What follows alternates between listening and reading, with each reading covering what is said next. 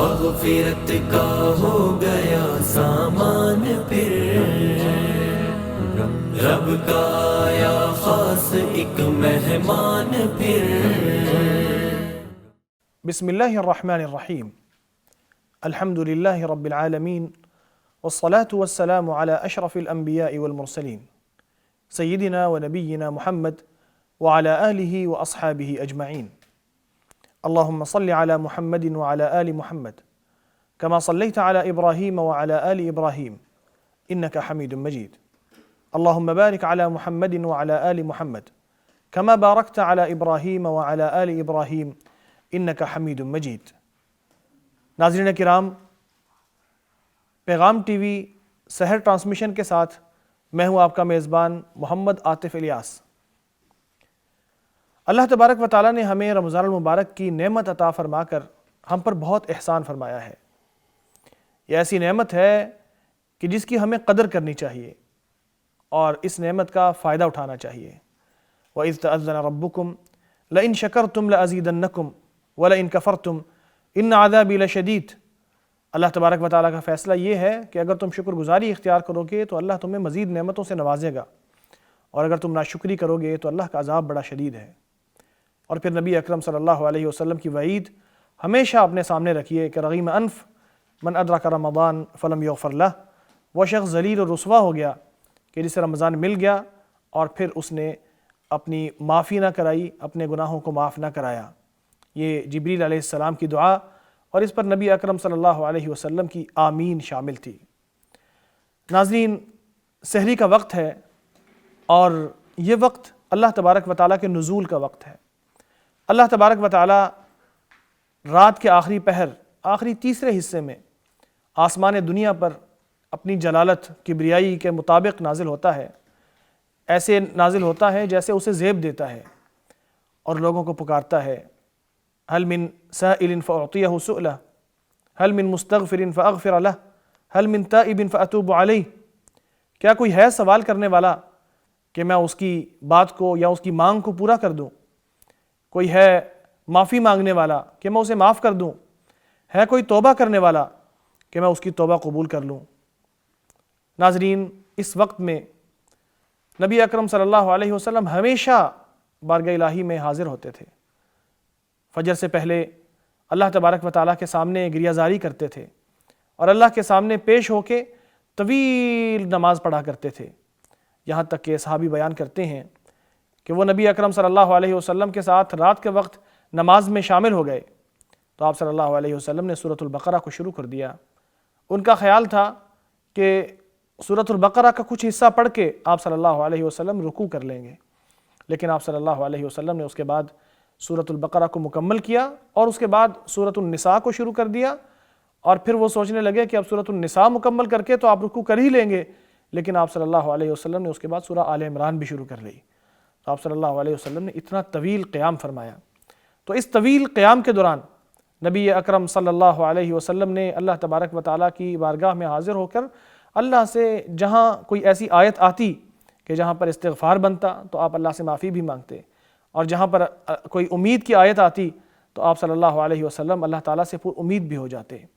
تو ناظرین کرام، یہ وقت ہے اللہ تبارک و تعالیٰ کے سامنے پیش ہونے کا، گریہ زاری کا اور دعائیں کرنے کا، کہ یہی وہ دعائیں ہیں کہ جو قبول ہوتی ہیں۔ شاعر کہتا ہے سیہام اللیل لا تخطئ ولکن لها امد وللامد انقضاء، کہ رات کے تیر کبھی غلط نشانے پہ نہیں لگتے۔ رات کے تیر یعنی رات کی دعائیں کبھی غلط نشانے پہ نہیں لگتی، لیکن ان کا وقت ہوتا ہے اور وقت تو آ ہی جاتا ہے۔ اللہ تبارک و تعالیٰ نے فرمایا وبالاسحار هم یستغفرون، اور صبح کے وقت، سحری کے وقت وہ اللہ سے معافیہ مانگتے ہیں۔ تو تہجد گزاری کے موضوع کو لے کر ہم آپ کے سامنے حاضر ہوئے ہیں۔ میں اپنے معزز مہمانوں کا تعارف کراتا چلوں۔ میرے ساتھ موجود ہیں الشیخ ہاشم یزمانی۔ آپ فاضل مدینہ یونیورسٹی ہیں، بہترین عالم دین ہیں، تعارف کے محتاج نہیں ہیں۔ آپ انہیں پیغام ٹی وی پہ بہت مرتبہ دیکھ چکے ہیں۔ خوابوں کی تعبیر کا ہنر اللہ تبارک و تعالیٰ نے انہیں عطا فرمایا ہے، صلاحیت عطا فرمائی ہے۔ اللہ تبارک و تعالیٰ ان کی صلاحیتوں کو اور ان کے عمل کو قبول و منظور فرمائے۔ محترم ہاشم یزمانی صاحب، آپ کا بہت شکریہ اس پروگرام میں آنے کے لیے۔ شکریہ۔ میرے ساتھ دوسرے مہمان ہیں میاں عتیق الرحمان صاحب۔ آپ پی ایچ ڈی اسکالر ہیں، پیغام ٹی وی کے ساتھ منسلک ہیں، اس سے پہلے کئی مرتبہ ہمارے پروگرام میں شامل ہو چکے ہیں، بہت شکریہ اس پروگرام میں شامل ہونے کے لیے۔ جزاکم اللہ خیر، بہت شکریہ جی۔ ناظرین، صبح کے وقت تہجد گزاری کے حوالے سے ہم بات کر رہے ہیں اور ہم یہ جاننا چاہتے ہیں کہ تہجد گزاری کس کو کہتے ہیں، ہے کیا؟ محترم ہاشم صاحب، ہم مختلف نام سنتے ہیں تہجد گزاری کے حوالے سے کہ رات کی نماز، صلاۃ اللیل ہے، قیام اللیل ہے، تہجد ہے، تو یہ کیا چیز ہے اور تہجد کہتے کس کو ہیں، اس کا کیا وقت ہے، اس حوالے سے آگاہ کیجیے۔ بسم اللہ الرحمن الرحیم۔ سب سے پہلے تو شکریہ اس پروگرام میں بہت مبارک وقت میں مجھے دعوت دینے کا۔ تہجد دراصل بیداری کا نام ہے۔ صحیح۔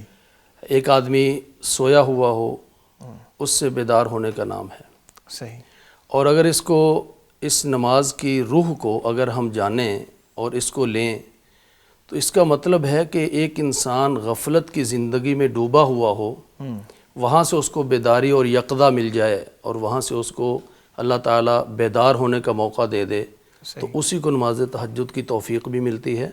اور پھر جو تہجد پڑھتا ہے وہ پچھلی جو غفلت کی زندگی ہے اسے چھوڑ کر صحیح معنوں میں بیدار ہو جاتا ہے اور وہ اللہ تعالیٰ کا قرب پانے کی کوشش کرتا ہے۔ وَمِنَ اللَّيْلِ فَتَهَجَّدْ بِهِ کے الفاظ بھی آتے تو ہیں۔ اسی طرح یعنی اس کی طرف میں آ رہا ہوں کہ گویا کہ یہ وہ نماز یا تہجد یہ وہ عبادت ہے جو کہ بندے کو غفلت کی زندگی سے نکال کر اللہ کے قریب کر دیتی ہے اور اس کو بیدار کر دیتی ہے۔ رائٹ۔ اور اس کے جو بنیادی نام ہے وہ تو اللہ تعالیٰ نے جو قرآن پاک میں فرمایا وَمِنَ اللَّيْلِ فَتَهَجَّدْ بِهِ نَافِلَةً لَكَ عَسَىٰ أَن يَبْعَثَكَ رَبُّكَ مَقَامًا مَحْمُودًا۔ جی۔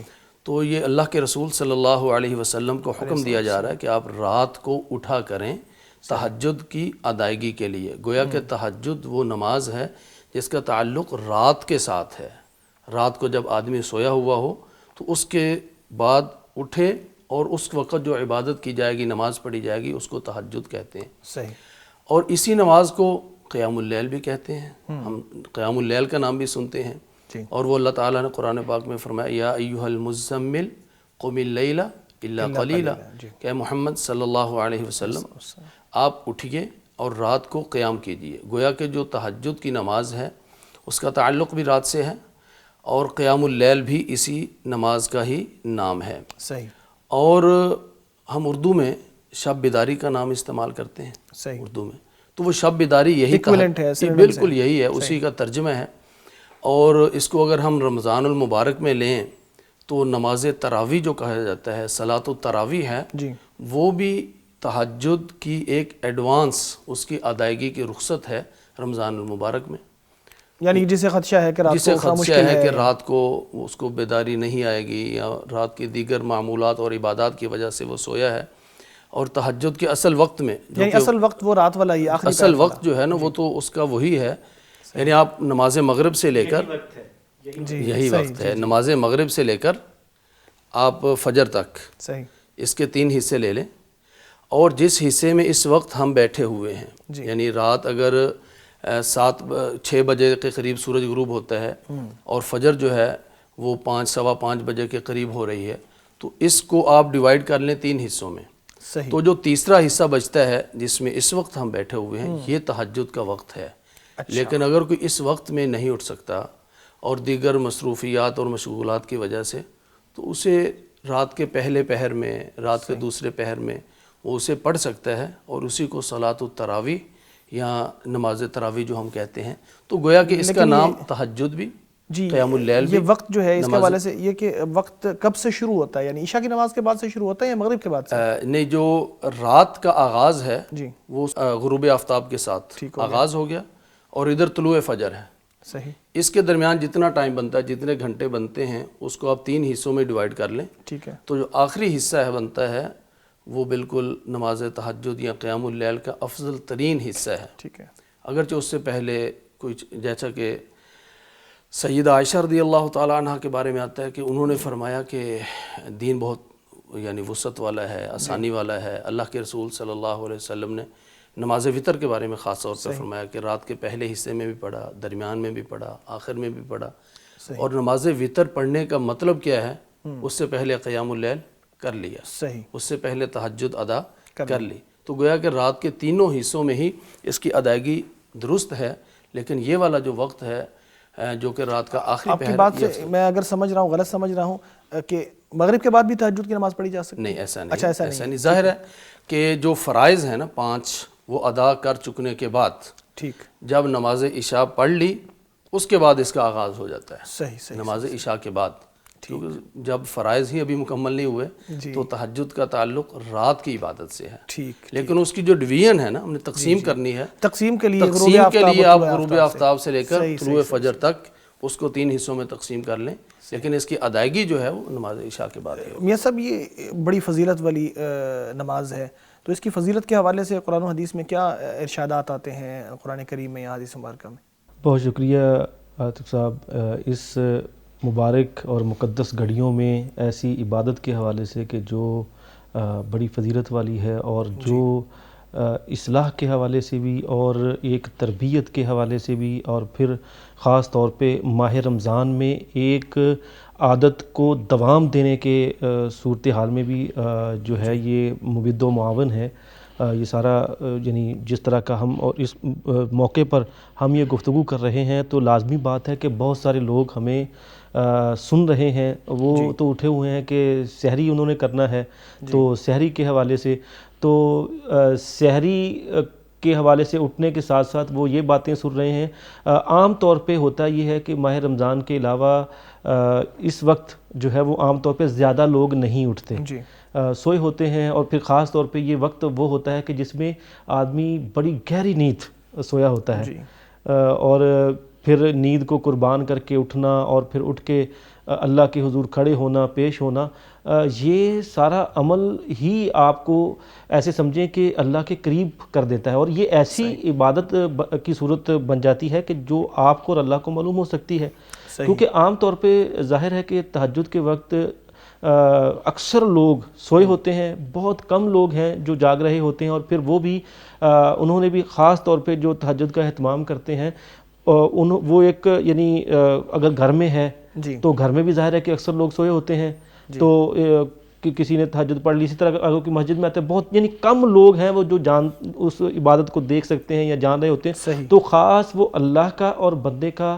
ایک پیار والا، محبت والا تعلق، تنہائی کا تعلق ہوتا ہے جو لوگوں کے سامنے نہیں آتا۔ ہاں جی، لوگوں کے سامنے نہیں آتا، اور پھر جو کام اللہ کے لیے ہوتا ہے جس میں للہیت جتنی زیادہ ہوتی ہے اللہ رب العالمین کے ہاں وہ اتنا زیادہ مقبول ہوتا ہے، اتنا زیادہ محترم ہوتا ہے، اس کا اجر اور ثواب بھی اتنا ہی زیادہ ہوتا ہے۔ روزے کے حوالے سے تو پہلے ہی اللہ رب العالمین نے فرمایا کہ الصوم لی وانا اجزی بہ، کہ روزہ میرے لیے ہے اور اس کی جزا بھی میں ہی دوں گا، اور پھر اس مہینے میں اس عمل کے ساتھ ملا کے تہجد کو اگر دیکھا جائے کہ جس کی جزا پہلے ہی اللہ نے دینی ہے، اور وہ روزے کے حوالے سے بھی ہے کہ وہ بھی اللہ اور بندے کے درمیان ایک تعلق ہوتا ہے، تو ایسے ہی یہ جو یعنی تہجد گزاری ہے یہ بھی ایک اللہ کے ساتھ تعلق والا معاملہ ہوتا ہے، تو پھر یہ ایک اتنا بہترین عمل بن جاتا ہے کہ رسول کریم صلی اللہ علیہ وسلم کا فرمان ہے کہ من قام رمضان ایمانا واحتسابا غفر له ما تقدم من ذنبه، سارے گناہ معاف ہو جاتے کہ ہاں جی جب کوئی بندہ ماہ رمضان میں قیام کرتا ہے، بیسیکلی وہ یہی یعنی کہ جو عشاء کے بعد کی ابھی محترم ہاشم صاحب جس کی طرف اشارہ کر رہے تھے کہ عشاء کے بعد جو رات کی نماز یعنی فرائض کے علاوہ جو نماز ہوتی ہے اسی کی بات ہو رہی ہے، تو وہ نماز ادا کرتا ہے اور اس میں یعنی اپنے احتساب کی نیت ہوتی ہے اور اللہ سے اجر اور ثواب کی نیت ہوتی ہے، تو اس کے اگلے پچھلے گناہ معاف ہو جاتے ہیں۔ اب یہ دیکھیے کہ اس دنیا میں رہتے ہوئے انسان وہ گناہ کرتا رہتا ہے، غلطیاں ہوتی ہیں، انسان خطا کا پتلا ہے، تو اب اس کو مواقع چاہیے کہ وہ ان مواقعوں سے فائدہ اٹھاتے ہوئے اپنی غلطیاں معاف کروا لے۔ تو یہ ایسا سمجھیں کہ ماہ رمضان تو اللہ رب العالمین نے اپنے ایسا ایک موقع بنا کر دے دیا ہے، صورتحال ایسی بنا دی ہے کہ جو عام دنوں میں تہجد نہ بھی پڑھے، قیام نہ بھی کرے، یا اس کے پاس موقع نہ ہو، یا وہ نہ کر نہ سکتا ہو، یا وہ اٹھ نہ سکتا ہو، تو اس مہینے میں تو ماحول ہی ایسا بنا ہوتا ہے کہ اللہ تعالیٰ نے وہ ایک ایسے سمجھے نا کہ وہ ٹریننگ تربیت کا انداز ہی ایسا اختیار کیا ہوتا ہے کہ آدمی تھوڑی سی ایفرٹ کر لے، تھوڑی سی کوشش کر لے تو فوراً وہ اس کے لیے اپنے آپ کو تیار پائے گا، اور وہ اٹھ کے مصلی پہ کھڑا ہو اور اللہ کے حضور قیام کرے، اللہ کے حضور وہ تہجد ادا کرے. نفس جھکا ہوتا ہے دینداری کی طرف، نیکی کی طرف آ رہا ہوتا ہے. جی بالکل، اور وہ قیام کھڑے مصلی پہ کھڑا ہو اور اللہ سے اپنے گناہ معاف کروائے.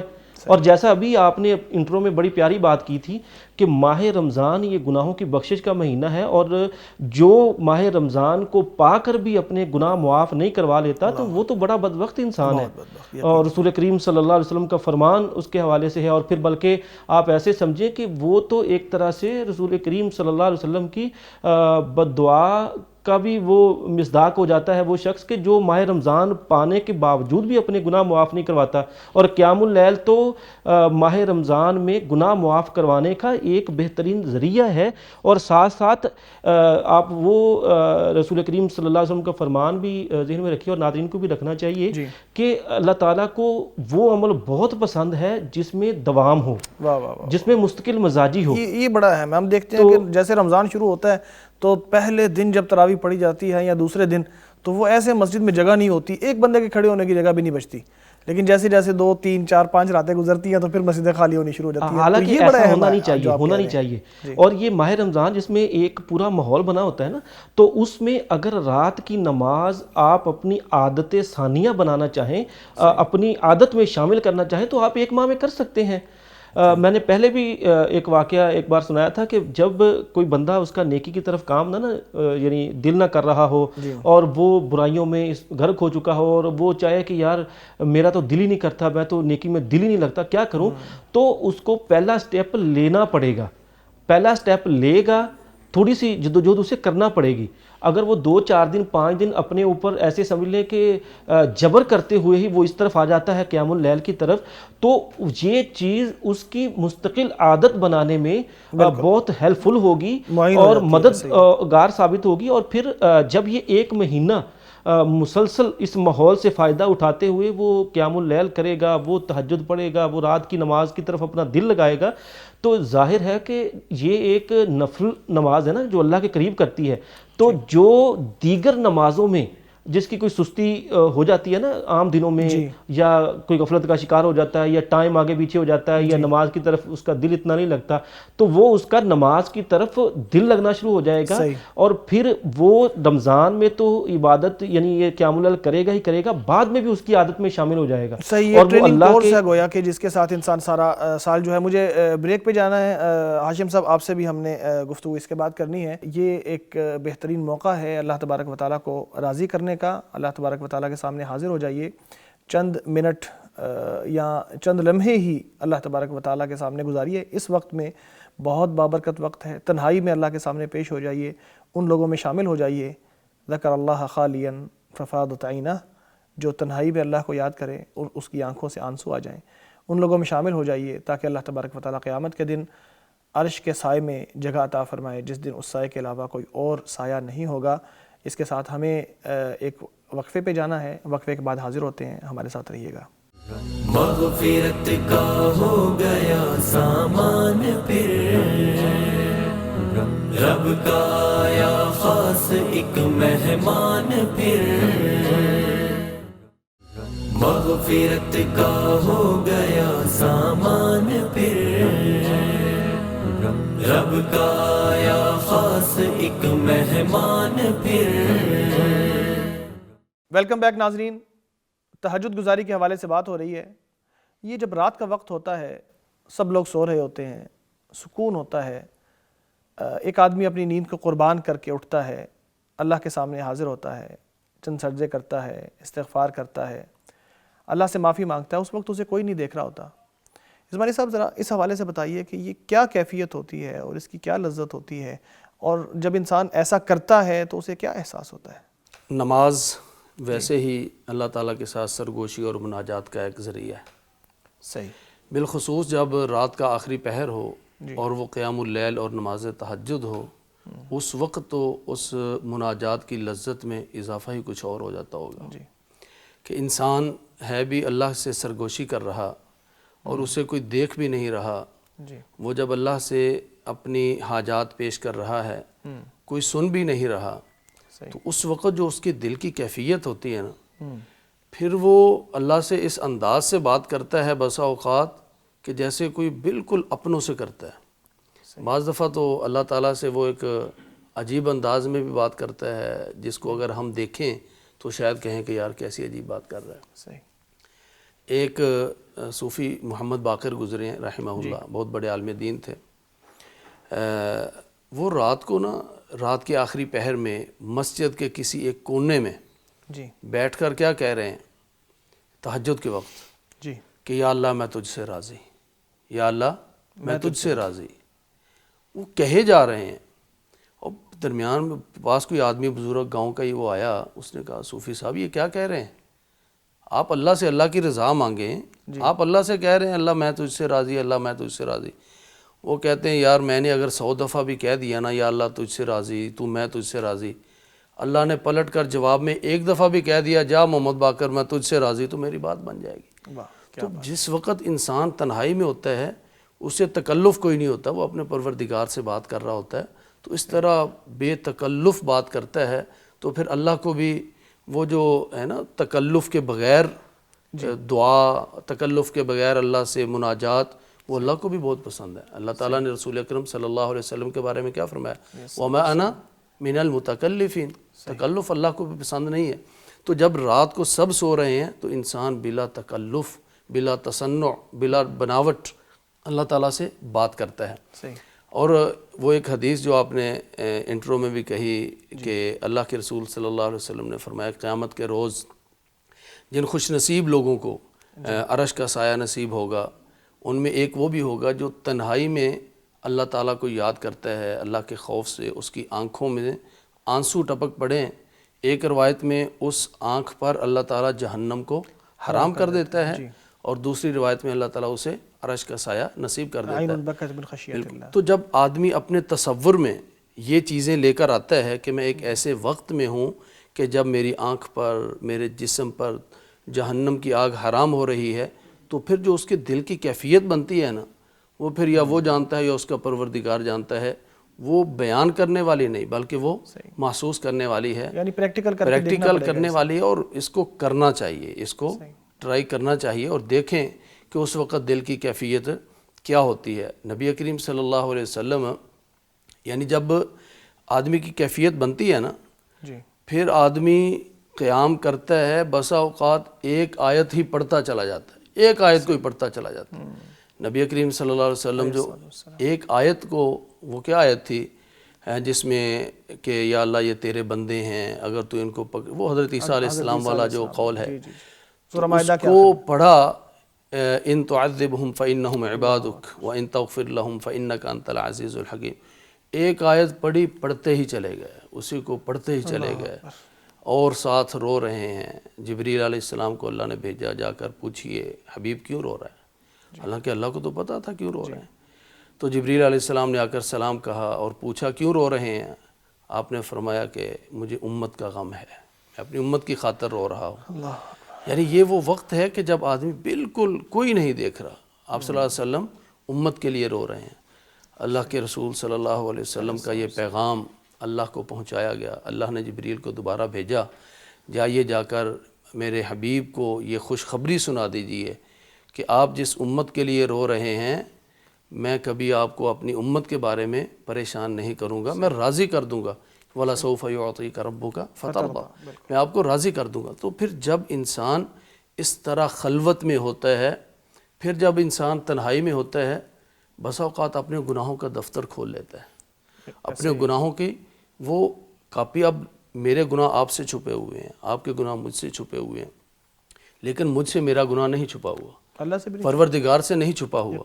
تو پھر میں پروردگار سے جب کہوں کہ یا اللہ یہ میرے گناہوں کی لسٹ ہے، یا اللہ یہ میرے گناہ ہیں، اور رسول اکرم صلی اللہ علیہ وسلم فرماتے ہیں ان العبد اذا اعترف ثم تاب تاب اللہ علیہ، یعنی سامنے ہم اعتراف کرتے ہوئے شرما سکتے ہیں، لیکن تنہائی میں جس پروردگار کو میرے ظاہر و باطن کا علم ہے، جب میں اس کے سامنے گناہوں کا اعتراف کروں گا کہ یا اللہ فلاں فلاں موقع پر میں نے یہ زیادتی کی، میں نے اپنی جان پر ظلم کیا، یا اللہ تیری بغاوت کی، یا اللہ میں نے فلاں فلاں موقع پر نہ جانے کیا کچھ تیرے ساتھ، تیرے دین کے ساتھ، اپنے ساتھ کیا کچھ نہیں کیا، یا اللہ آج اعتراف کر رہا ہوں، تنہائی ہے، یا اللہ میرے آنسو ٹپک رہے ہیں، یا اللہ مجھے معاف کر دے۔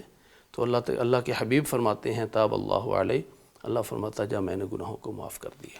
تو جب انسان کی یہ کیفیت بنتی ہے نا، پھر وہ اللہ کے سامنے اعتراف جرم کرتے ہوئے ہچکچاتا نہیں، بلکہ اس میں عزت اور اس میں ایک طرح سے اعزاز محسوس کرتا ہے، یعنی شرمندہ ہوتا ہے، روتا ہے، لیکن وہ اس رونے کو اعزاز سمجھتا ہے کہ اللہ تعالیٰ نے توفیق دی ہے کہ جب سب لوگ سو رہے ہیں، جب سب لوگ سو رہے ہیں اور اللہ تعالیٰ جب اہل جنت کو جنت میں داخل کریں گے، ان کے اوصاف میں سے یا ان کی محنتوں اور مشقتوں میں سے جو ایک وصف اللہ تعالیٰ نے بیان کیا ہے، کانوا قلیلا من اللیل ما یہجعون وبالاسحار هم یستغفرون، آج ان کو اگر جنت کا داخلہ مل رہا ہے یہ اس وجہ سے ہے کہ لوگ سو رہے ہوتے تھے، یہ جاگ رہے ہوتے تھے، لوگ خواب غفلت میں تھے، یہ بیداری میں تھے، یہ سحری کے وقت، تہجد کے وقت اٹھ کر مجھ سے استغفار کیا کرتے تھے، تتجافى جنوبهم عن المضاجع يدعون ربهم خوفا وطمعا، تو یہ میرے سامنے رویا کرتے تھے۔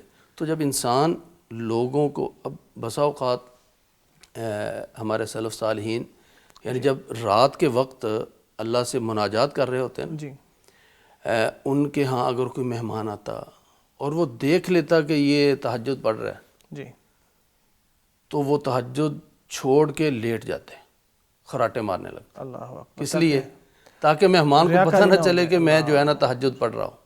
یعنی جس طرح آج ہم اپنے گناہوں کو چھپاتے ہیں نا، ویسے وہ نیکی کو چھپاتے تھے۔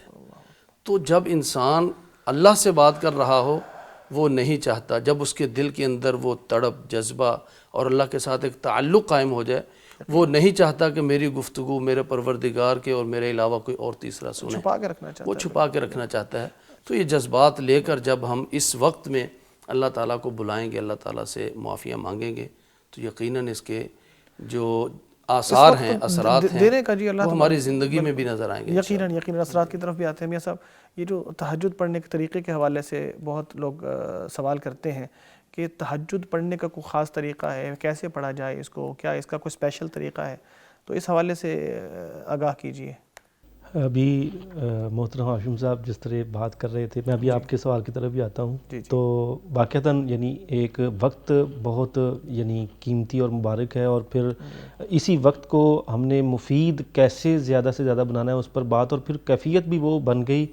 میرے ذہن میں آ رہا تھا کہ جب یہ فرما رہے تھے ہاشم صاحب کہ یہ بندہ اور اللہ کے درمیان ایک تنہائی میں بات چیت کا معاملہ ہوتا ہے، اور بندہ اللہ سے باتیں کر رہا ہوتا ہے، تو میرے ذہن میں آ رہا تھا کہ ہم دنیا میں ہوتے ہیں نا، تو کسی بڑے بندے سے ہماری بات چیت ہو جائے، تعلقات قائم ہو جائیں، تو ہماری جسے کہتے ہیں نا ٹور ہی اور ہو جاتی ہے، بڑا فخر ہوتا ہے کہ اور پھر ہمیں بڑا اعتماد ہوتا ہے کہ یار اگر کوئی ہمیں کوئی مشکل پیش آ گئی تو ہم اسے فون کریں گے اور ہمارا کام ہو جائے گا۔ تو ایسے ہی یہ تو دنیا میں ہمارا معاملہ ہے نا، ہمارے جیسے ہی لوگ، ہمارے جیسے ہی فرد، ہم میں سے ہی کوئی اٹھ کے ذرا تھوڑا سا وہ اللہ تعالیٰ اسے مقام مرتبہ دے دیتے ہیں، تو وہ اس کو مل کے ہمیں اتنی خوشی ہوتی ہے۔ تو وہ اللہ والا بندہ کہ جو اللہ سے ہم کلام ہوتا ہے، وہ مالک کہ جس نے ساری کائنات کو پیدا کیا ہے، ساری مالک الملک ہے، اور پھر دنیا میں بھی جو مرتبہ و مقام والے بندے ہیں ان کا بھی وہ خالق اور مالک ہے، پھر جو اس سے ملاقات کرتا ہے، اس سے اپنی مشکلیں شیئر کرتا ہے، اس سے اپنے اسرار اور اپنے وہ جو سارا تعلق کرتا ہے، تو ظاہر ہے کہ وہ بھی پھر بڑا ایک جسے کہتے ہیں نا کہ مینٹلٹی کے بھی بڑے ہائی لیول پر وہ پہنچ جاتا ہے، اور پھر ایسے سمجھیں کہ جیسے یہاں کسی تھوڑے سے اونچے بندے سے تعلقات ہو جائیں تو بندہ سمجھتا ہے کہ میں بڑا اونچا ہو گیا ہوں، تو ایسے ہی جب سب سے اعلیٰ اور بالا ذات سے تعلق بندے کا بن جاتا ہے تو پھر تو یعنی بندے کی کیفیت ہی کچھ اور ہوتی ہے، وہ بندہ کہتا ہے یار، اور یہی وجہ ہے کہ پھر جو ہم نے اپنے اسلاف کو دیکھا ہے، ان کے حوالے سے پڑھ رکھا ہے، اور پھر اسی طرح رسول کریم صلی اللہ علیہ وسلم کا اسوہ حسنہ بھی، کہ وہ ان کے نزدیک دنیاوی متاع کی زیادہ اہمیت نہیں ہوتی تھی۔ وجہ کیا تھی؟ بیسیکلی وجہ یہی تھی کہ وہ جب ان کی لوئی اللہ کے ساتھ لگ جاتی تھی تو پھر ان کو دنیا کی یہ رنگینیاں یہ دھوکے میں نہیں ڈالتی تھیں، اور پھر وہ آگے بڑھتے تھے. اور پھر یہ جو وقت ہے یہ تہجد کا وقت ہے. اور اصل میں بیسیکلی آج ہمارے بات کرنے کا مقصد یہ ہے کہ ہم یہ تہجد کو ماہ رمضان میں بھی اپنی عادت میں شامل کر لیں اور بعد میں بھی اس کا خاص اہتمام کریں. اچھا اب کچھ نئے لوگ ہاں جی کبھی جو یعنی بہت زیادہ پہلے جنہوں نے تہجد وغیرہ نہیں پڑھی یا وہ اس نماز کے حوالے سے زیادہ نہیں جانتے, ان کے ذہن میں یہ آتا ہوگا شاید یہ کوئی الگ سے کوئی یعنی اسپیشل قسم کی نماز ہے, اس کا طریقہ کوئی اسپیشل ہوگا, کوئی اس کا انداز اسپیشل ہوگا, کوئی دعائیں اس کی الگ سے ہوں گی. تو جہاں تک یہ اس نماز کا تعلق ہے تو یہ نماز بھی باقی نمازیں جیسے ادا کرتے ہیں نا ویسے ہی یہ نماز ادا ہوتی ہے. بس یہ ہے کہ اس میں عام طور پہ جو فرض نمازیں ہوتی ہیں وہ تو کوئی 3 رکعت کی ہو گئی, کوئی 2 رکعت کی, کوئی 4 رکعت کی ہو گئی, پھر اسی طرح مختلف رکعات ہوتی ہیں. تو یہ جو ہے یہ رسول کریم صلی اللہ علیہ وسلم کے مبارک عمل جب ہم دیکھتے ہیں تو آپ صلی اللہ علیہ وسلم یہ جو تہجد کی نماز یا رات کی نماز تھی یہ 2 کر کے ادا کیا کرتے تھے. یعنی آپ ایسے سمجھ لیں کہ ایک طریقہ یہ ہے تہجد کا کہ 2 رکعتیں نماز ادا کی جائیں. اور پھر دوسرا رسول کریم صلی اللہ علیہ وسلم کے مبارک عمل سے ہمیں معلوم ہوتا ہے کہ آپ پہلی رکعتیں وہ کچھ ہلکی پڑھتے, پھر اس یعنی اگلی 2 رکعتیں وہ کچھ زیادہ اس میں تلاوت فرماتے, زیادہ لمبی کرتے, پھر جو اس سے بعد والی رکعتیں وہ ایسے یعنی جو ہے نا وہ بعد والی رکعتیں جیسے وہ آتی جاتی وہ زیادہ طویل یعنی کہ وہ فرماتے جاتے. اور رسول کریم عام طور پہ روٹین میں ہمارا الٹ ہوتا ہے, کئی مرتبہ ہم شروع کرتے ہیں تو لمبی رکعت پڑھتے ہیں پھر چھوٹی چھوٹی. جی اور ہاں ہونا ایسے چاہیے کہ ہاں جی ہونا ایسے چاہیے کہ 2 رکعتیں کر کے پڑھیں. اور پھر اور اصل میں آپ ویسے بھی پڑھ سکتے ہیں, یعنی آپ پہلے بھی لمبی رکعت پڑھنے چاہیں پڑھ سکتے ہیں, لیکن ظاہر ہے کہ جو عمل جتنا زیادہ رسول کریم صلی اللہ علیہ وسلم کے عمل کے مشابہ ہوتا جائے گا اس کی لذت, اس کی قبولیت اور اس میں جو اللہ کے ساتھ ایک گفت و شنید یعنی وہ ایک نا عجیب جو یعنی ہونی چاہیے بندے کے وہ بڑھتی جائے گی. یعنی روحانیت جسے کہہ لیں آپ, یعنی وہ کیفیت وہ چیز بڑھتی جائے گی اس میں جتنا زیادہ. اسی وجہ سے یہاں میں وہ بات بھی عرض کر دوں کہ عام طور پہ نا ہم دعائیں کرتے ہوئے بھی ہم اردو دعائیں بھی کرتے ہیں, یعنی کر لینی چاہیے کوئی نہیں اللہ سے, لیکن یعنی کئی علماء کہتے ہیں کہ آپ عربی الفاظ جو مسنون ہیں نا وہ جب آپ ادا کریں گے تو اس میں قبولیت کا زیادہ جو ہے وہ کیونکہ وہ الفاظ ہوتے ہیں جو رسول کریم صلی اللہ علیہ وسلم کی زبان مبارک سے ادا کیے ہوئے ہوتے ہیں, ان کا چانس زیادہ بڑھ جاتا ہے. اور پھر بندہ اگر ان کے مفہوم کو سمجھ لے اور وہ سارا ایک منظر کے یار یہ وہ الفاظ ہیں جو رسول کریم صلی اللہ علیہ وسلم کی زبان سے ادا ہوئے تو وہ اور یعنی کہ ایک اس میں کیفیت ایڈ ہو جاتی ہے تو بندہ مزید تو یہ بھی یعنی اسی کی ایک صورت ہے. اور پھر اس کے آخر میں جو وطر پڑھے جاتے ہیں, ایک تو یہ کہ وطر پہلے بھی پڑھے جا سکتے ہیں یا ان کو بعد میں پڑھنا چاہیے, جیسے ابھی یہ ہاشم صاحب عرض کر رہے تھے کہ وطر رسول کریم صلی اللہ علیہ وسلم نے سیدہ عائشہ رضی اللہ تعالیٰ عنہ جیسے انہوں نے بیان فرمایا کہ وہ پہلی رات کے پہلے حصے میں بھی پڑھا ہے, درمیان میں بھی پڑھا ہے, آخر میں بھی پڑھا ہے, لیکن یہ آپ کی آخری نماز ہوتی تھی. یعنی آپ یہ ایسے سمجھ لیں کہ جب بھی پڑھا ہے آپ نے اس سے پہلے تہجد پڑھ لی تھی. وہ حدیث بھی آتی ہے نا اجعلوا آخر صلاتکم من الليل وطرا. جی بالکل. تو اس کا یعنی مفہوم یا اس کا مطلب ہمیں یہی سمجھ آتا ہے کہ آخری نماز وہ وطر ہوتی تھی تو وہ آپ کا زیادہ جو معمول تھا آپ صلی اللہ علیہ وسلم کا وہ یہ تھا کہ آپ آخری رات میں یعنی جیسے ابھی انہوں نے پوری ایک وہ آپ کو طریقہ بتایا کہ 3 حصے کر لیں تو آخری حصے میں تو آپ صلی اللہ علیہ وسلم کا زیادہ معمول یہ تھا کہ آپ آخری حصے میں جو ہے وہ تہجد پڑھا کرتے اور پھر آخر میں وطر ادا فرمایا کرتے. لیکن کبھی کبھار آپ نے دوسرے حصے میں بھی جو تہجد ادا کی ہے, کبھی کبھار آپ نے پہلے حصے میں بھی ادا کی ہے. تو اس لیے ہم بطور امتی ہونے کے ہم بھی ایسا کر سکتے ہیں. اور پھر ایسا بھی ہوتا ہے کہ بعض لوگ ان کی رات کی ڈیوٹی ہوتی ہے, مثلا کوئی چوکیدار ہے, کوئی گارڈ ہے, اب ان کی ڈیوٹی عام طور پہ یہ کہا جاتا ہے کہ تہجد وہ نماز ہے جو سو کر اٹھنے کے بعد پڑھی جائے. جی تو اب ظاہر ہے کہ جو گارڈ ہیں جو جن کا کام ہے رات کا تو وہ تو رات کو سوتے نہیں ہیں بیچارے, وہ تو سوئیں گے تو وہ تو اپنا کام نہیں کر سکیں گے, تو وہ کیا وہ نہیں پڑھ سکتے؟ تو اس سے ہمیں یہ بھی معلوم ہوتا ہے کہ تہجد یعنی عام طور پہ اصل میں زیادہ لوگ چونکہ سوئے ہوتے ہیں اس وقت، تو اس لیے یہ کہہ دیا گیا کہ سو کر اٹھنے سے جو ہے وہ پڑھنے سو کر اٹھ کر پڑھی جائے وہ تہجد ہوتی ہے۔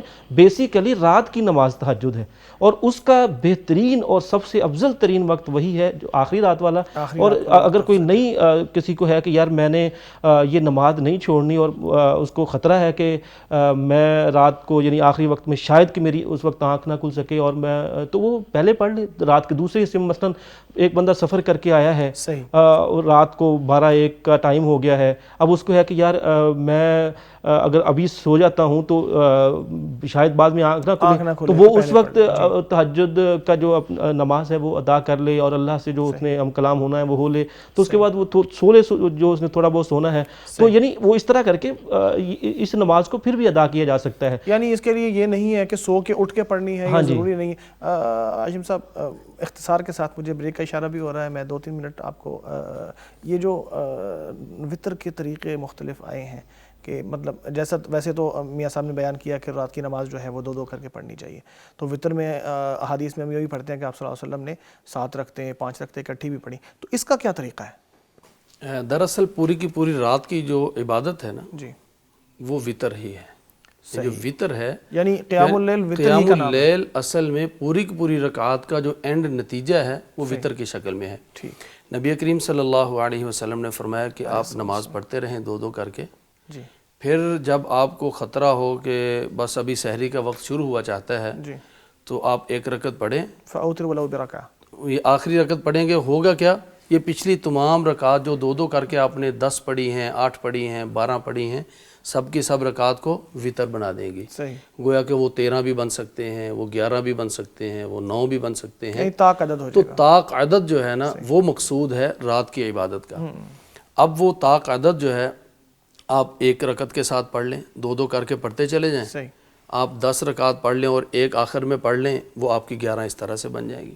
صحیح، آپ 2-2 کر کے پڑھتے جائیں اور 10 پڑھ لیں اور آخر میں 3 اکٹھی پڑھ لیں ایک سلام کے ساتھ، اور وہ ایسے پڑھنی ہے کہ پہلی رکعت میں سورۃ الفاتحہ کے بعد سورۃ الاعلیٰ، اور دوسری میں سورۃ الفاتحہ کے بعد سورۃ الکافرون، جی، اور تیسری میں قل هو اللہ احد، یہ پڑھی جائے گی۔ صحیح، تو یہ 3 ملیں گی اور پچھلی 10 ملیں گی تو یہ 13 بن جائیں گی۔ جی، اسی طرح آپ صلی اللہ علیہ یہ وسلم نے بھی ذرا واضح کر دیجئے کہ یہ جو صرف 3 صورتیں پڑھ سکتے ہیں یا اس کے علاوہ بھی کوئی صورت پڑھنا ہو تو پڑھ سکتے ہیں؟ ظاہر ہے کہ یہ تو ایک مسنون، جیسا کہ آپ نے ابھی فرمایا نا کہ جتنا کوئی عمل سنت کے قریب تر ہوتا چلا جائے گا اتنا زیادہ بہتر اتنا زیادہ بہتر ہوگا۔ تو یہ بہتر یعنی جو چونکہ آئیڈیل صورت ٹائم تھوڑا دیا ہے تو ٹائم تھوڑے میں ہی آئیڈیل صورت ہی بیان کر رہا ہوں تاکہ جی جی، تو اس میں پھر 5 رکعت بھی آدمی اکٹھا پڑھ سکتا ہے۔ تو 3 رکعت جو پڑھیں گے یا 5 پڑھیں گے وہ پوری تعداد کو دیکھیں، جو سنت ہے وہ 13 کے قریب 11 کے قریب آپ لمبا قیام کریں، یہ اس کے قریب پڑھ لیں۔ تو اس میں لیکن یہ 2 رکعتوں کے بعد جیسے ہم تشہد میں بیٹھتے ہیں ویسے بیٹھا جائیں نہیں، وہ نہیں اس کی نہیں، کیونکہ آپ صلی اللہ علیہ وسلم نے اس کو وہ مغرب کی مشابہت وغیرہ سے جو ہے وہ اس طرح سے نہیں۔ ہاں البتہ اگر 7 یا 9 جی ایک سلام کے ساتھ پڑھنا چاہتے ہیں تو اس میں جو 9 والی ہے نا اس میں تو واضح ہے کہ نبی کریم صلی اللہ علیہ وسلم 8ویں رکعت میں بیٹھے، اس سے پہلے نہیں بیٹھے۔ ٹھیک، پہلی پڑھی، دوسری، تیسری، چوتھی، 8ویں پڑھی اور اس کے بعد تشہد بیٹھے، تشہد پڑھا، درود پڑھا، دعائیں، لیکن سلام نہیں پھیرا، سلام پھیرے بغیر اٹھے اور 9ویں رکعت پڑھی اور اس کے بعد سلام پھیرا۔ یعنی گویا کہ تشہد اول 8ویں رکعت میں 8ویں رکعت میں، یعنی اگر 9 رکعتیں پڑھ رہے ہیں، اسی طرح اگر 7 رکعتیں پڑھ رہے ہیں تو اس میں بھی 6ٹی پہ وہ بیٹھ جائیں۔ اس کے علاوہ جو 5 ہیں یا 3 ہیں وہ ایک ہی تشہد اور ایک ہی سلام کے ساتھ، یہی سنت ہے نبی صلی اللہ علیہ وسلم۔ یہی بہت طریقہ شکریہ، بہتر ہے۔ طریقہ سامنے آ گیا، بریک کا وقت ہوا جاتا ہے۔ ناظرین یہاں پہ ہم ایک لینا مختصر وقفہ، بہت شاندار گفتگو ہے ہمارے مہمانوں کی، میرا خود جی چاہتا ہے کہ ان کو مزید موقع دیا جائے، خود مستفید ہوں، آپ کو مستفید کریں، لیکن ہمارا وقت محدود ہوتا ہے، ہمیں یہاں بریک لینا ہے، بریک کے بعد حاضر ہوتے ہیں، ہمارے ساتھ رہیے گا۔ مغفرت کا ہو گیا سامان پھر، رب کا آیا خاص ایک مہمان پھر، مغفرت کا ہو گیا سامان پھر، رب کا آیا خاص ایک مہمان پھر، ویلکم بیک ناظرین، تہجد گزاری کے حوالے سے ہم بات کر رہے ہیں۔ یہ بابرکت وقت ہے، تہجد گزاری کا وقت ہے، اللہ تبارک و تعالیٰ کے سامنے حاضر ہونے کا وقت ہے۔ ناظرین، ہم یہ جاننا چاہتے ہیں کہ جو شخص تہجد پڑھنے کی نیت کر لیتا ہے، محترم میاں صاحب آپ کی طرف آتا ہوں، نیت کر لی ہے میں نے سونے سے پہلے کہ میں صبح اٹھوں گا اور پھر میں سو جاتا ہوں، صبح میری آنکھ نہیں کھلتی، فجر کی اذان ہو جاتی ہے جب میری آنکھ کھلتی ہے، تو پھر کیا اس کے حوالے سے شریعت فرماتی ہے، کیا حکم ہے میرے لیے؟ آپ نے جو سوال کیا میرے ذہن میں دو باتیں آ رہی تھیں، میں دونوں ہی عرض کر دیتا ہوں۔ جی۔ ایک تو ہمارا رویہ یہ ہوتا ہے کہ ہم ایک عادت ہوتی ہے نا، جو بھی کام کرنا ہو یہ کل کروں گا، اچھا ٹال مٹول والا، یعنی ایک ہوتا ہے کہ آپ نے کام شروع ہی نہیں کیا، عبادت شروع ہی نہیں کی، یا اس میں دوام ہی نہیں آیا، اور ویسے ہی آپ نے رات کو نیت کر لی کہ جی میں پڑھوں گا، تو حالانکہ نہ پہلے کبھی آپ نے پڑھی ہے، ایسی ایک جسے کہتے ہیں کہ جوش، وقتی جوش آنا، اور وقتی جوش میں تو وہ پھر بھی نہیں اٹھ سکا۔ تو ایک یہ صورت ہے، اور دوسری صورت یہ ہے کہ ایک بندہ وہ عادت بنا چکا ہے اور وہ اس نے تہجد پڑھنا شروع کر دی ہے، اور اس کے ساتھ یہ یعنی کہ ایسا ہو گیا کہ رات وہ اس وقت نہیں اٹھ سکا جس وقت تہجد ادا کرنے کی اس نے نیت کی تھی، یا وہ نہیں ادا کرتا۔ دوسری صورت یہ بنتی ہے۔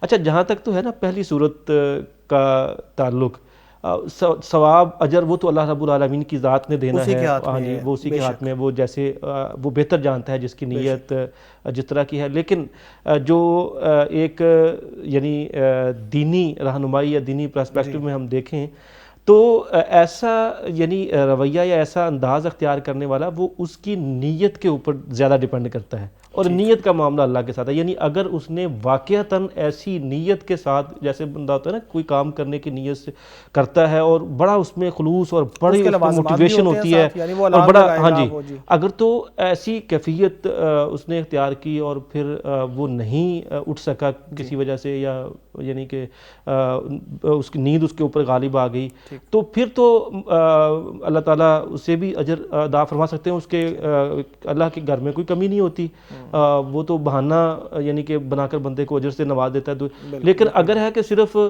چلو یار پڑھ لیں گے انشاءاللہ میں پڑھوں گا، یا اور لیکن وہ زیادہ موٹیویشن نہیں تھی بس، تو پھر میرا خیال ہے کہ اس کو جو ہے نا وہ اجر ثواب کے حوالے سے ذرا اپنے اندر مزید خلوص پیدا کرنے کی ضرورت ہے۔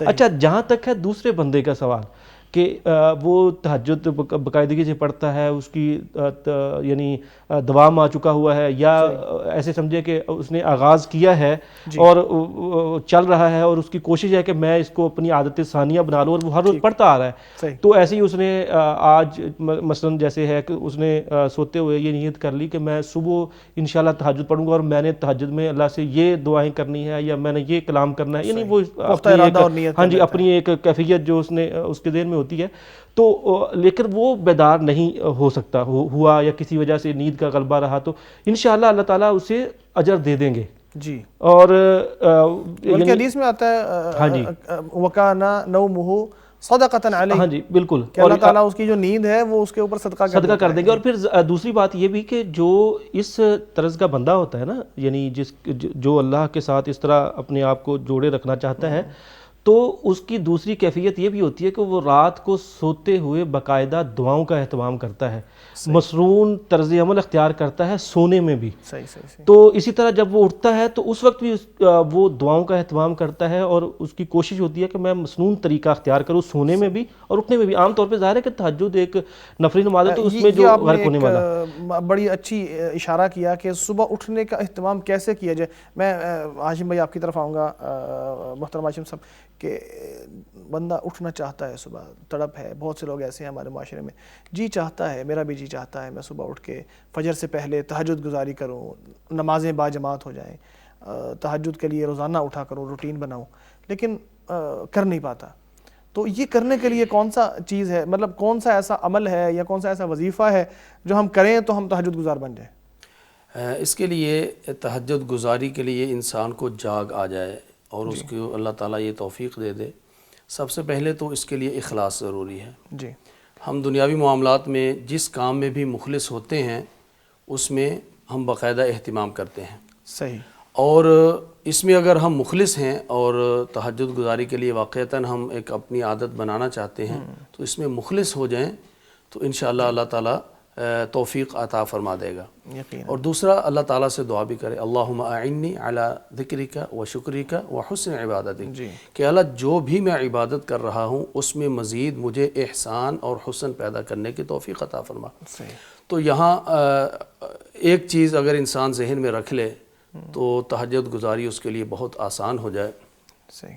جو بھی میں نے کہا نا حسن عبادت کا حسن پیدا ہو جائے اس کو احسان کہتے ہیں. ہم 5 وقت کی نمازیں پڑھ لیتے ہیں، یہ کوئی یعنی ایک بہت بڑی اللہ کی توفیق ہے، لیکن یہ تو بالکل اسلام کی ایک آخری چیز ہے.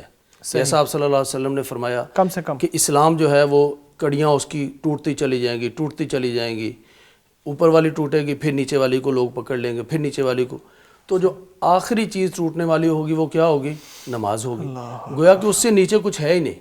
صحیح. تو جتنا بھی احسان ہے وہ سب اس کے اوپر ہی اوپر ہے. تو جب انسان کہے کہ میں نے عبادت احسان کے ساتھ کرنی ہے، جی. اور احسان کیا ہے؟ جب سیدنا جبریل علیہ السلام امام الانبیاء حضرت محمد الرسول اللہ صلی اللہ علیہ وسلم سے پوچھنے آئے تھے، جی. بلکہ دین سکھانے آئے تھے. جی. جاء جبریل لیعلمکم دینکم، یعلمکم دین. وہ دین سکھانے آئے تھے. تو اس میں پوچھا تھا احسان کیا ہے؟ جی. تو آپ نے فرمایا تھا یوں عبادت کرو، احسان کا درجہ کہ اپنی حسن عبادت کیسے میں نے کرنی ہے. صحیح. یوں عبادت کیجئے جیسے آپ پروردگار کو دیکھ رہے ہیں. اللہ. اب یہ پہلا سٹیپ ہے.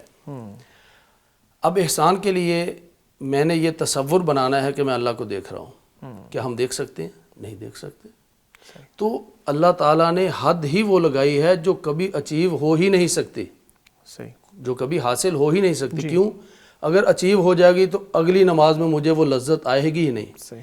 تو میرے اندر ایک سسپینس ہے کہ میں نے اللہ کو دیکھنا ہے جو کہ دنیا میں دیکھ نہیں ممکن ہی سکتے. نہیں ہے. ایسا ہی. تو یہ ہے کہ انسان یہ تلاش کرتے کرتے کرتے جب جتنی زیادہ تلاش مجھے پروردگار کے دیدار کی ہوگی، میری اس عبادت اور تہجد گزاری میں لذت بھی بڑھے گی اور اس کے اندر میرا جذبہ بھی بڑھے گا. صحیح. اسی لیے تو اللہ تعالیٰ نے فرمایا وَاعْبُدْ رَبَّكَ حَتَّى يَأْتِيَكَ الْيَقِينُ، کہ آپ یہ احسان کے درجے پر فائز ہوتے ہوئے پروردگار کے دیدار کی تڑپ لیتے ہوئے عبادت کرتے چلے جائیں. وہ دیدار تو نہیں ہوگا لیکن درمیان میں آپ کو موت اس کیفیت میں آ جائے کہ آپ اس دیدار کی تڑپ میں عبادت میں لگے ہوئے، پھر دیدار مل جائے گا. پھر جب قیامت والے دن یہ دیدار کی تڑپ لیے ہوئے عبادت کی کیفیت میں فوت ہوگا، پھر جب اہل جنت میں جائیں گے اور سب کو اللہ تعالیٰ نعمتوں سے نواز دے گا تو اللہ تعالیٰ پوچھیں گے اہل جنت تمہیں کسی چیز کی کمی ہے؟ تو جنتی کہیں گے الم تبیض وجوہنا، یا اللہ تو نے ہمارے چہروں کو خوبصورت بنا دیا، یا اللہ تو نے سب کچھ تو دے دیا ہے، اب کس چیز کی کمی ہے؟ تو یہ ہے درجہ عبادت. جب احسان کے درجے کو پہنچتا ہے اس تڑپ میں، جب میں اوپر اللہ کے پاس پہنچا تو اللہ تعالیٰ کہے گا کہ ابھی ہے میرے پاس کچھ اور. تو اہل جنت کہیں گے یا اللہ اور کیا ہے؟ تو اللہ تعالیٰ وہ جو پردہ ہے، حجاب ہے، اس کو ہٹائیں گے. اہل جنت اپنی آنکھوں سے اللہ تعالیٰ کا دیدار کریں گے، اللہ تعالیٰ کو دیکھیں گے، اللہ تعالیٰ کی زیارت نصیب ہوگی. پھر وہ سب کچھ بھول جائیں گے کہ یا اللہ یہ جنت کی نعمتیں کیا نعمتیں ہیں، تیرے دیدار کے بعد سب نعمتیں ہم بھول گئے. تو جب انسان اس لذت کا جو اسے جنت میں اللہ کے دیدار کی شکل میں انشاءاللہ ملنے والی ہے، اس کو ذہن میں رکھ کر سوئے گا تو اول تو اسے نیند آئے گی ہی نہیں. تو جیسے ہی نیند آئے گی وہ دوبارہ بیدار ہوگا کہ مجھے تو پروردگار کے دیدار تک پہنچتے عبادت ہی میں اپنے آپ کو وقف کرنا ہے. تو جب یہ کیفیت اور یہ جذبہ انسان کا ہوگا تو اس کے لیے اٹھنا مشکل نہیں ہے، اس کے لیے اٹھنا یہ محال نہیں ہوگا، بلکہ وہ بڑے جذبہ اور لگن اور بڑا ہی لذت لے کر اٹھے گا. اور اس کو پھر یہ سردی کے موسم میں، گرمی کے موسم میں، جو بھی جیسا بھی موسم ہوگا، اٹھنا اس کے لیے مسئلہ نہیں ہوگا. تو انسان یہ جذبہ لے کر رات کو سوئے، اللہ تعالیٰ ضرور اس کو انشاءاللہ توفیق. اللہ تعالیٰ ہم سب کو توفیق عطا فرمائے. اچھا اٹھ گئے ہیں، اب تہجد کے لیے تو کون سے ایسے اعمال ہیں جو نماز کے علاوہ بھی ہم کر سکتے ہیں؟ عموماً ہم سمجھتے ہیں کہ صرف نماز ہی پڑھ سکتے ہیں، تو اس وقت میں اللہ تبارک و تعالیٰ کا قرب حاصل کرنے کے لیے نماز کے علاوہ بھی کوئی ایسے احکام ہیں یا ایسی چیزیں ہیں جو ہم کر سکتے ہیں؟ جی بہت شکریہ عاطف صاحب. اور محترم ہاشم صاحب یعنی گفتگو کر رہے تھے تو میرے ذہن میں ایک واقعہ ایکسپیرینس سمجھے کہ ایکسپیرینس آ گیا. ایک بندہ پاکستان کی ہی بات ہے، ایک بندہ نا وہ نماز نہیں پڑھتا تھا، یعنی بے نمازی تھا. جی. تو اللہ نے اس کے دل میں خیال ڈالا یار کہ نماز پڑھ لو. اچھا اب وہ نا کسی عالم دین کے پاس گیا، یہ جس عالم دین کے پاس گیا یہ اس نے مجھے واقعہ سنایا تھا. تو کہنے لگا کہ میرے پاس آیا نا تو مجھے آگے کہنے لگا کہ جی میرا نا نماز پڑھنے کو دل نہیں کرتا، مسجد کی طرف میں نہیں یعنی دل ہی نہیں مانتا کہ میں ادھر جاؤں. ہاں جی. تو مجھے کوئی ایسا وظیفہ بتاؤ کہ میں وہ وظیفہ کروں تو میں جو ہے نا وہ مسجد میں جانا شروع کر دوں. اچھا وہ جو عالم دین تھے وہ عالم دین حکمت کو بھی جانتے تھے اور یعنی وہ تھوڑا بہت نفسیات کو بھی جانتے تھے. تو انہوں نے نا ایک بڑا زبردست ٹرک وہاں پہ جو ہے نا وہ بتایا اور اختیار کیا، تو اس کا بڑا پازیٹیو جو ہے نا وہ رزلٹ دیکھنے میں آیا. انہوں نے کہا جی آپ نے نا ایسے کرنا ہے، آپ کو تھوڑی سا نا اپنے اوپر ایک ہفتہ یہ آپ ایسے سمجھ لیں کہ یہ میں آپ کو دوائی دے رہا ہوں، میڈیسن دے رہا ہوں، اور آپ نے یہ دن میں 5 وقت لینی ہے.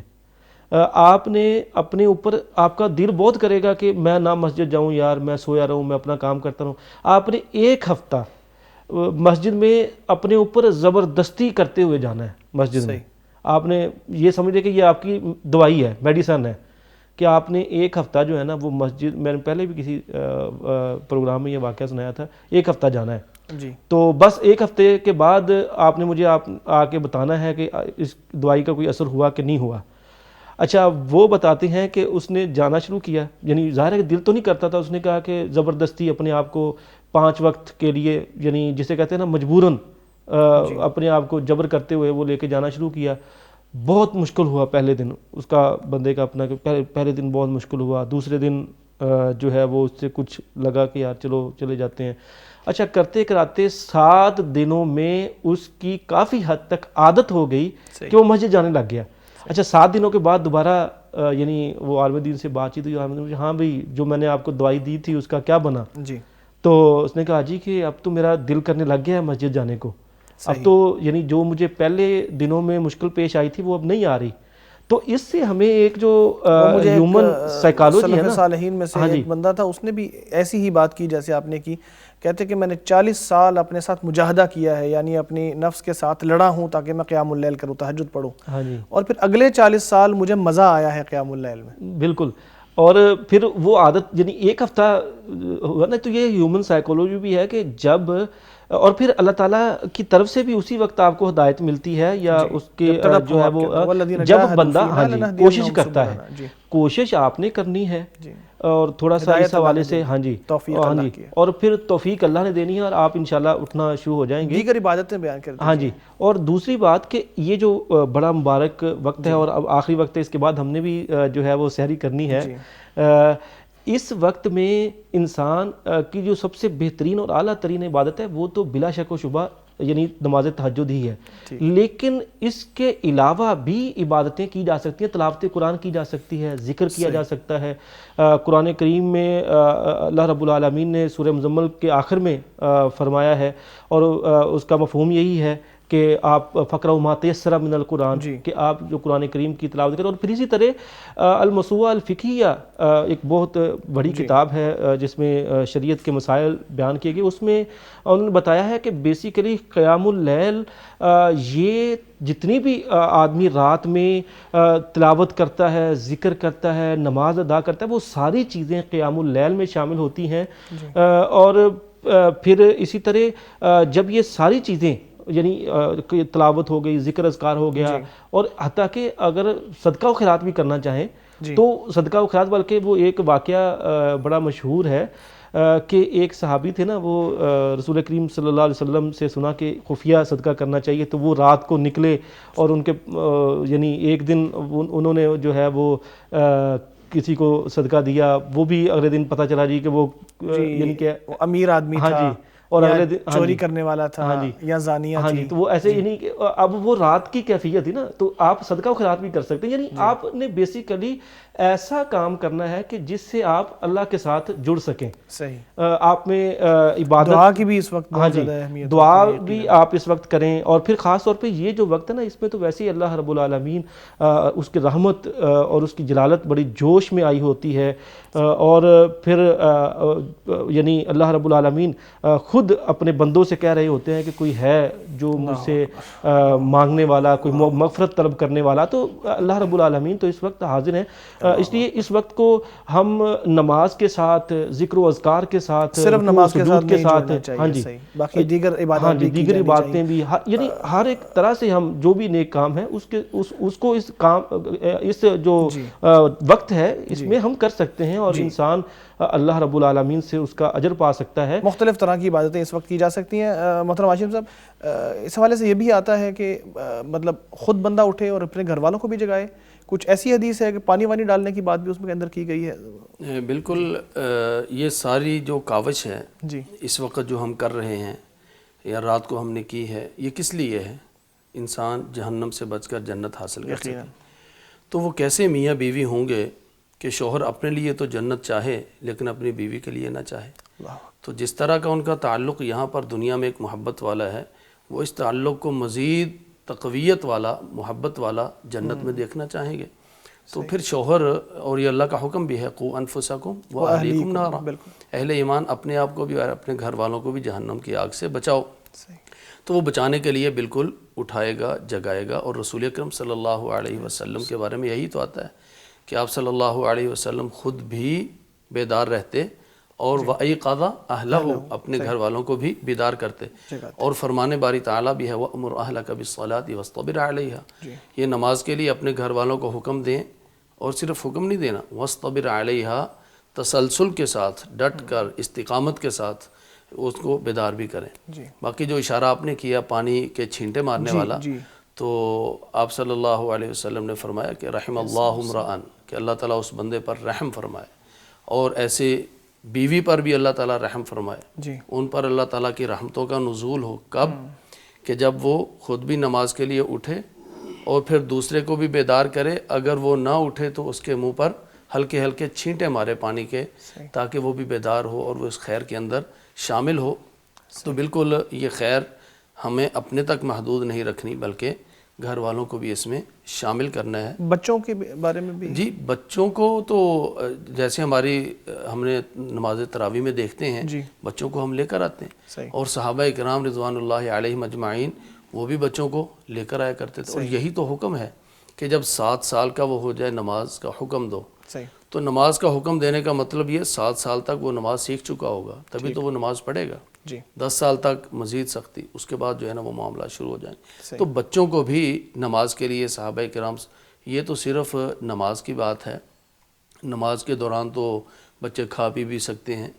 وہ تو روزے کی اس طرح کی پریکٹس دیا کرتے تھے، اور روزے بھی وہ نفلی روزے، محرم کا روزہ، کہ وہ ان کو روزہ رکھواتے، اور پھر ان کو ساتھ بچوں کو کھیلنے کے لیے کھلونا دے دیا جاتا.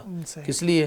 تاکہ بھوک اور پیاس کی طرف اگر ان کا دل جائے اور ان کا دھیان جائے تو وہ اس سے دل بہلائیں کھیل کر، تاکہ جو ہے نا وہ بھوک اور پیاس برداشت کر سکے اور روزہ اسی طرح تہجد کے لیے بھی ٹریننگ تہجد کے لیے ٹریننگ بالکل دینی چاہیے. اور ظاہر ہے کہ آج ہم ٹریننگ دیں گے اس نیت سے بھی کہ ہم نے اگر ان کو تہجد پہ لگا دیا، فرض نماز پہ لگا دیا، تو ہمارے بعد یہی تو صدقہ جاریہ ہے، ہمارے بعد یہی تو ہے وہ چیز. نبی کریم صلی اللہ علیہ وسلم نے فرمایا کہ جب انسان قبر میں چلا جاتا ہے تو سب کچھ ختم ہو جاتا ہے، سارا سلسلے منقطع ہو جاتے ہیں. ہاں، چند چیزیں ہیں جو اس نے خود صدقہ جاریہ کیا ہوگا، یا کوئی نفع بخش علم اس نے پھیلایا ہوگا، یا پھر نیک اولاد ہوگی یدعو لہ، جو اس کے لیے دعا کرے گی. اور فرمایا کہ ان العبد لا یرفع درجاتہ، کہ بندے کا درجہ بلند کیا جائے گا، مقام بلند دیا جائے گا فوت ہونے کے بعد. مقام ظاہر ہے جنت میں. تو وہ کہے گا من این لی ھذا، یا اللہ یہ کہاں سے ملا ہے؟